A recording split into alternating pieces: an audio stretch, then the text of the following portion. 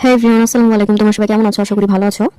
তো কলকাতা থেকে আসার পরের দিন সকালবেলাতেই আপা বললো কয়েকজন রিলেটিভ আসবে বাড়িতে, তাই ফ্রাইড রাইস রান্না করবো।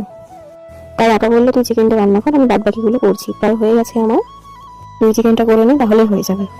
তো আমি বললাম চিকেন রান্না করে দিতে পারি, কিন্তু আমার ভিডিও করে দিতে হবে। দিয়ে বলছে হ্যাঁ, ওদিকে আমার অনেক কাজ পড়ে আছে, আমি তোর ভিডিও করবো এদিকে। তো অনেক জোর করার পর এতটুকু করে দিয়েছে। আমার আপা ভিডিও করবে মানে বুঝতে হবে কতটা সুন্দর হবে। মাথা তো কাটবেই, তার সাথে মুখও কেটে যেতে পারে। তবু কি করবো বলো, আপা তো ফেলে দিতে তো আর পারি না। ভিডিওটা দেখলে হয়তো আমাকে বকবে। তো ওইদিকে আমি চিকেনটা রান্না করে দোকানে গিয়েছিলাম গোলমরিচ আনতে। আপা বললো ফ্রাইড রাইসে দেওয়ার জন্য গোলমরিচটা আনতে ভুলে গেছি, তুই দৌড়ে গিয়ে আন। সাথে আমি একটা কুলির আচারও নিয়েছিলাম। তো ওইদিকে আপার সব রান্না কমপ্লিট। চলো তোমাদের দেখায় কি কি রান্না করেছিল। তো প্রথমে ছিল ফ্রাইড রাইস, তারপর ছিল বাঁধাকপি আলু ভাজা, তারপর ছিল চাটনি, টমেটোর চাটনি, তারপর ছিল বেগুন ভাজা, তারপর ছিল চিকেন যেটা আমি রান্না করেছিলাম, তারপর ছিল ভেজ ডাল, আর ছিল স্যালাড যেটা আমি সুন্দর করে সাজিয়েছিলাম। পাঁপড়ও ছিল, কিন্তু সেটা ভিডিও করা হয়নি। তো বাবা বললো তুমি স্নান করে নাও, সেই জন্য আমি স্নান করে নিলাম, রেডি হয়ে গেলাম। আমার কেমন লাগছে বলো তো। তারপর আমি রেডি হয়ে ছাদে গেলাম, ওরা ততক্ষণে এসে পড়েছিল, ওরা খাওয়া দাওয়া করছিল। তাই আমি একটু ছাদে গেলাম, কারণ লোকজন থাকলে আমার একটু লজ্জা লাগে। ছাদে এসে চারিদিকটা খুব ভালো করে ঘুরে ঘুরে দেখছিলাম। তারপর নিজেকেও একটু দেখে নিলাম কেমন লাগছে আমাকে।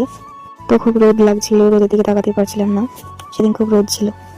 তো আপা আমায় খাওয়ার জন্য নিচে ডাকছিল, কিন্তু আমি নিচে খাবো না, তাই খাবারটাও করে নিয়ে আসলাম। শীতের সময় দুপুরবেলা ছাদে বসে খেতে ভালোই লাগে। তো সব রান্নাগুলি খুব সুন্দর হয়েছিল খেতে।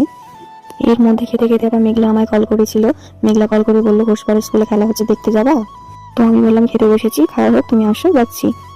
তারপর মেঘলা আসলো, আমরা ঘোষপাড়া সর্বপল্লী বিদ্যানিকেতনে গেলাম।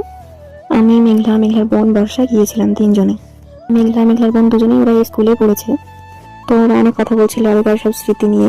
তো সেই শুনে আমারও স্কুলের কথা মনে পড়ে গেল। আমিও খুব মিস করছিলাম আমার স্কুলটাকে। সত্যি স্কুল জীবন খুব সুখের ছিল, শান্তির ছিল। তো তখন ভাবতাম কখন বেরোবো এই জেলখানা থেকে, কিন্তু এখন মনে হয় ওটাই জীবনের সেরা মুহূর্ত ছিল। তো আমরা কথা বলতে বলতে ফিল্ডে পৌঁছে গেছি। সমস্ত ছাত্রছাত্রীরা সব খেলাধুলা নিয়েই ব্যস্ত। এখানে পুরস্কার বিতরণ হচ্ছিল, আর এখানে স্যার ম্যামরা বসেছিল। আমরা চারিদিকটা ঘুরে ঘুরে দেখছিলাম ভালো করে। আর এই দেখো আমি, বর্ষা, মেঘলা। তারপরে এদিকে একটা খেলা হচ্ছিল, সেটাই দেখছিলাম। এই খেলাটার নাম কি ঠিক মনে পড়ছে না, তোমরা জানলে বলো অবশ্যই। তারপর মিউজিক্যাল চেয়ার খেলা হলো, সেটাও দেখলাম। তো মিউজিক্যাল চেয়ারে শেষ পর্যন্ত এই মেয়েটা জিতলো। তো এক্স স্টুডেন্টের জন্য স্যার ম্যামরা খেলা রেখেছিল। আমি গিয়ে খুব এনজয় করছিলাম, সব খেলাগুলো মনোযোগ সহকারে দেখছিলাম, খুব ভালো লাগছিল।